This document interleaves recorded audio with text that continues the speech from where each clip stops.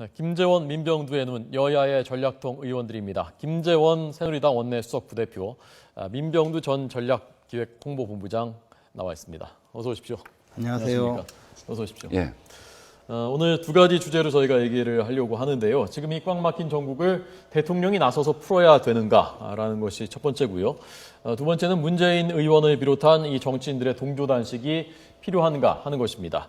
자, 우선 대통령이 지금 나서야 되는가 이 문제에 대해서 먼저 이 문제는 야당 먼저 한번 의견을 들어보도록 하겠습니다. 민 의원님. 대통령께서 스스로 나서시지 않았습니까?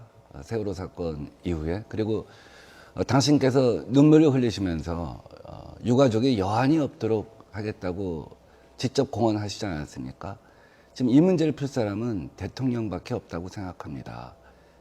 대통령이 그만큼 강한 의지를 보이지 않았습니까? 세월호 이전과 세월호 이후 다른 사회가 되려고 한다면 여야 정치권도 중요하고 우리 사회의 구성원 모두가 노력을 해야 합니다. 그러나 여기서 꽉 막힌 것은 대통령이라고 생각합니다.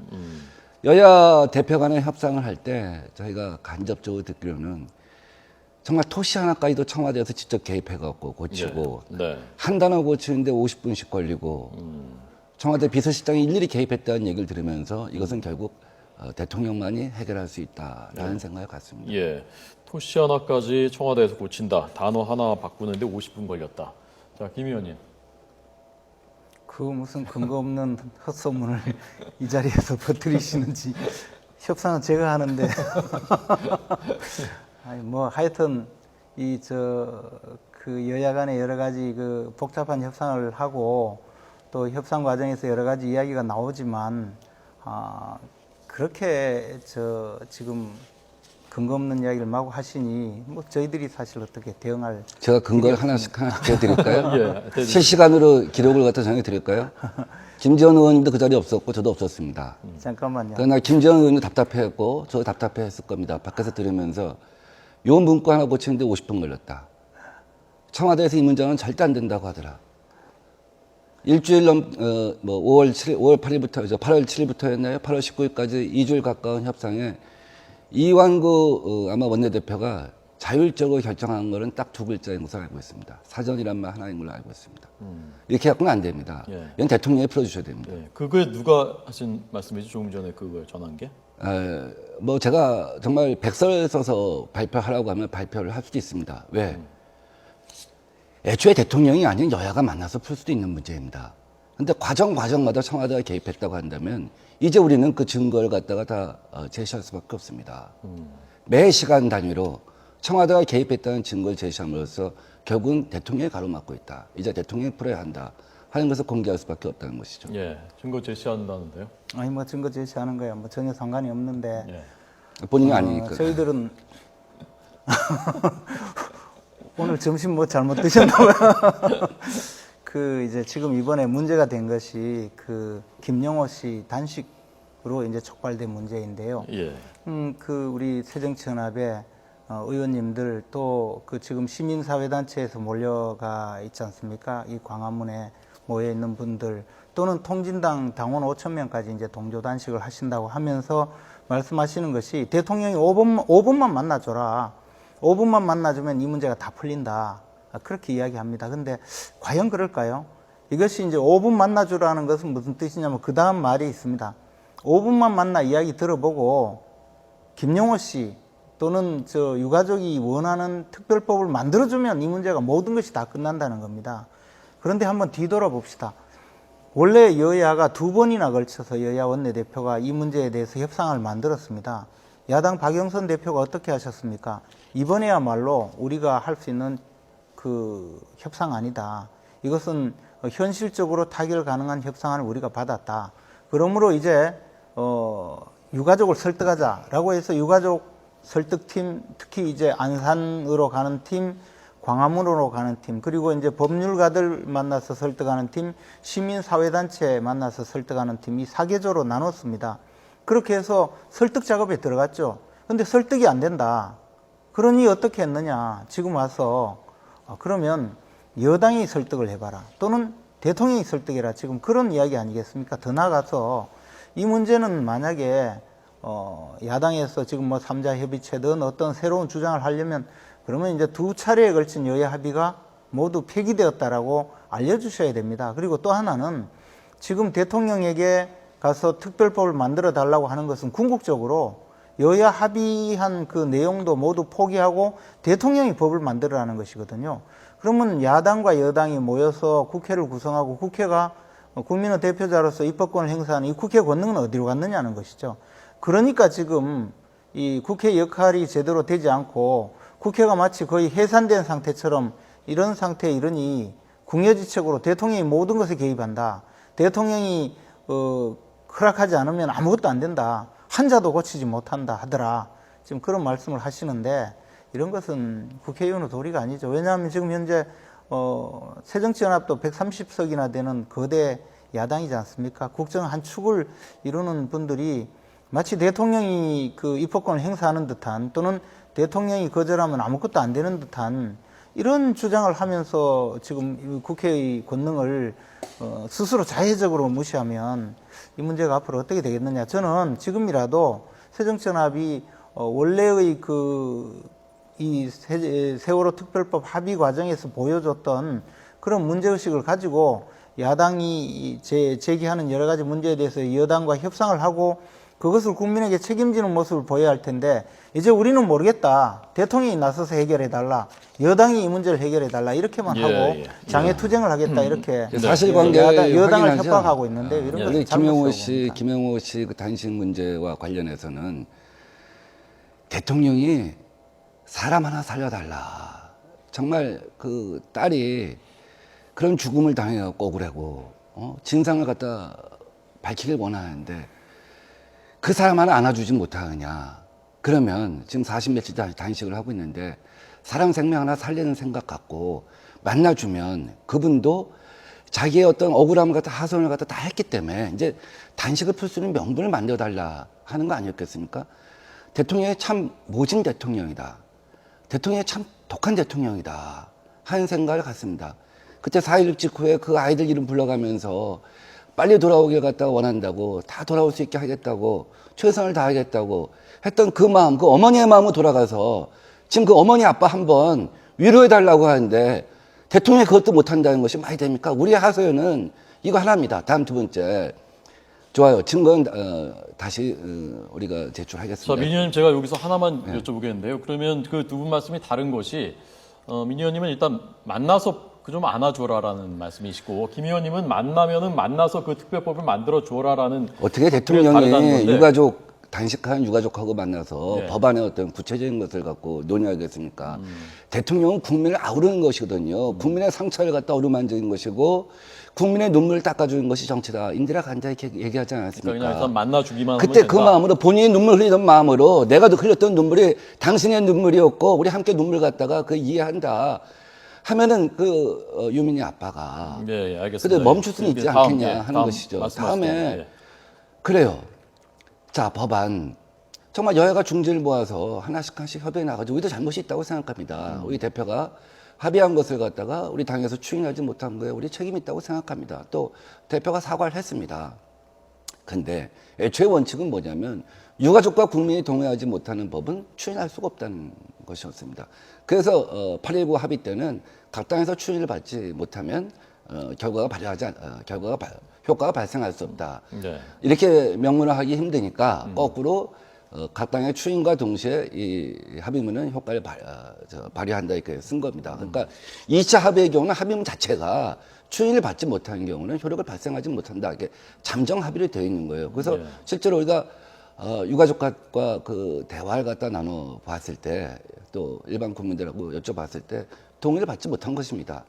그래요. 그렇다고 한다면 다시 애초에 대통령이 얘기한 대로 여야와 유가족이 만나서 합의하라고 하지 않았습니까? 그 정식으로 돌아가자는 겁니다. 기본으로 돌아가자는 거예요. 네. 자, 반론해 주시죠. 그래 이제 그 교황님이 오셨을 때 그 많은 소외된 분들을 만나서 위로도 해주시고 또 용기를 북돋아 주셨죠. 대통령도 사실 많은 국민들에게 위로도 해주고 용기도 북돋아주고 하는 것은 지극히 당연한 일이라고 생각합니다. 그런데 지금 그 세월호 유가족 여러분들 또는 우리 단식하고 계시는 김영호 씨가 대통령을 만나자고 하는 것이 내가 위로받고 싶다. 내 그 어려운 점을 하소연하고 싶다. 지금 그런 차원을 이미 훨씬 넘었었다는 것은 지금 전 국민께서 다 아시지 않습니까?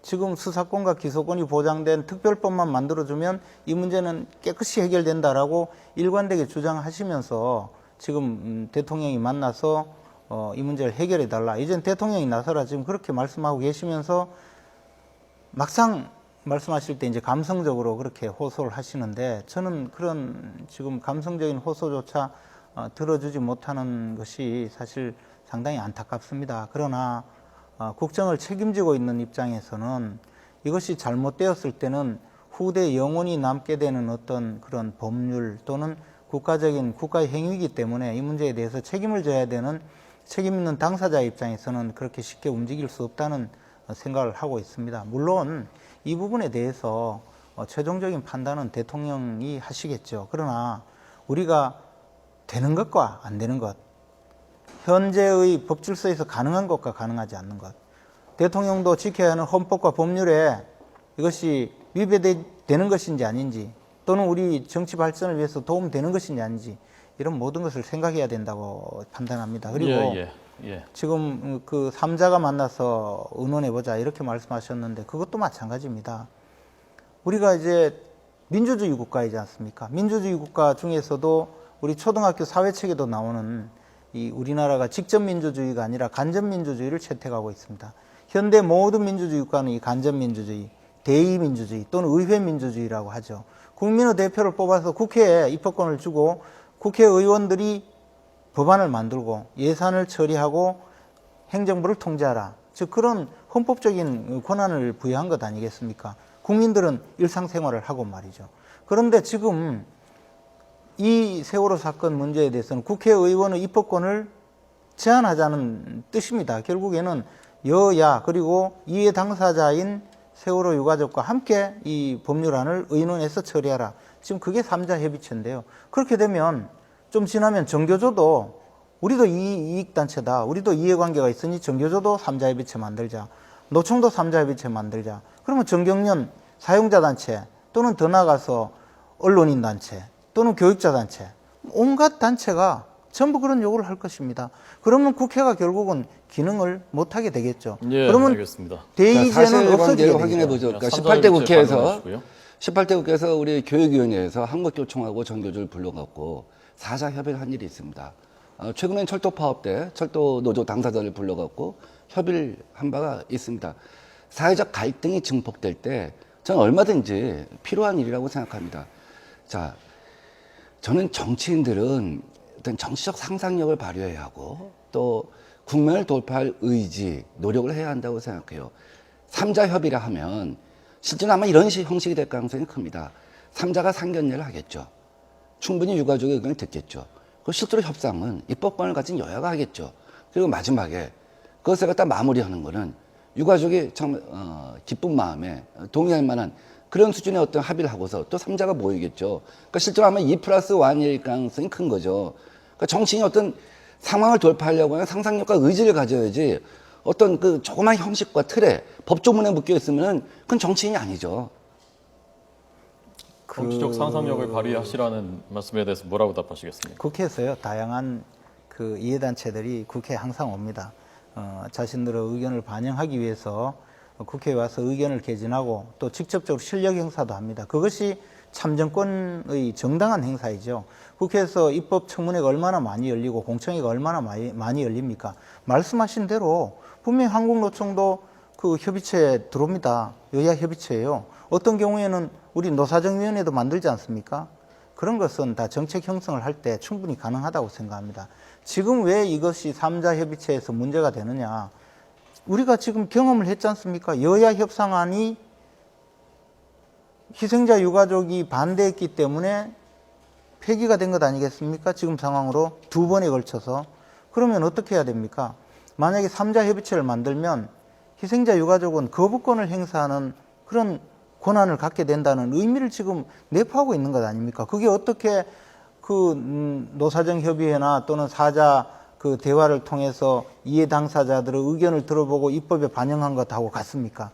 지금까지 역사상 우리나라의 이런 그 국회에서 법률안을 제안하고 법률안을 처리하는 과정에 거부권을 행사하고 또는 이해 당사자가 와서 자신들의 의견이 반영되지 않으면 여야 합의도 무너뜨리고 중단시킨 적이 있습니까? 없지 않습니까? 그래서 그러니까 그런 고시 공부 문제를 열심히 이야기하는 것이죠. 하신 분들이 고시 얘기까지 나왔는데요. 정치적 상상력을 발휘하는 데는 좀 한계가 있는 것 같아요. 저는 4.16 이전과 4.16 이후가 달라져야 한다는 건 뭐냐면 사회적 연대를 통해서 이 위기를 극복하고 새로운 사회를 만들 수 있다는 거거든요. 어느 한 정파가 할 수 있는 문제가 아닙니다. 세월호 사건이라고 하는 것이 말하자면 진보적 유권자만의 문제도 아니고 또 보수 유권자만의 문제도 아니에요. 우리 사회가 다 같이 나서서 해결해야 할 문제인 거죠. 그래서 그건 뭐냐면 4.16이 우리한테 주는 것은 뭐냐면 교훈은 사회적 연대를 하라고 하는 거예요. 모든 이해관계자 당사자들과 모아서 중지를 모으고 그 고통에 대해서 중립적인 자세가 아니라 뭔가 돌파하려는 자세를 가져야 되는 것이죠. 그것이 거부권이냐 아니냐. 그것을 갖다 예단하고 좁게 갈 것이 아니라 아까 제가 말한 여러 가지 상상력과 어떤 프로세스가 있을 수 있지 않아요. 그럼 만나서 협의하면 되는 거예요. 그거 자체를 거부하는 거는 이제 사회적 연대라고 하는 새로운 요구, 4.16 이후의 정신을 갖다 거부하는 것이란 말이죠. 그래서 우리 김정은 수석께서 좀 더 다시 한번 고민해 보시면서 새로운 열정과 의지와 상상력을 갖고 이 문제에 접근해 보시기 바랍니다. 자, 오늘 토론 여기까지 하겠습니다. 기회는 한 번 더 가지셨는데 전체 분량은 비슷했던 것 같습니다. 오늘 단식 얘기 점심 좀 잘못 드신 것 같아요. 예, 점심을 못 드셨는지 모르겠는데 지금 사실 많은 분들이 자, 단식을 그만, 하고 있는데 예. 우리가 그런 가벼운 농담을 할 때가 아니라고 생각합니다. 예. 단식 얘기도 오늘 꼭 하려고 했는데 시간이 다 돼서 그리고 앞에 토론이 또 중요한 토론이었기 때문에 그 얘기 못했습니다. 오늘 김재원 의원, 민병두 의원에게 들었습니다. 고맙습니다.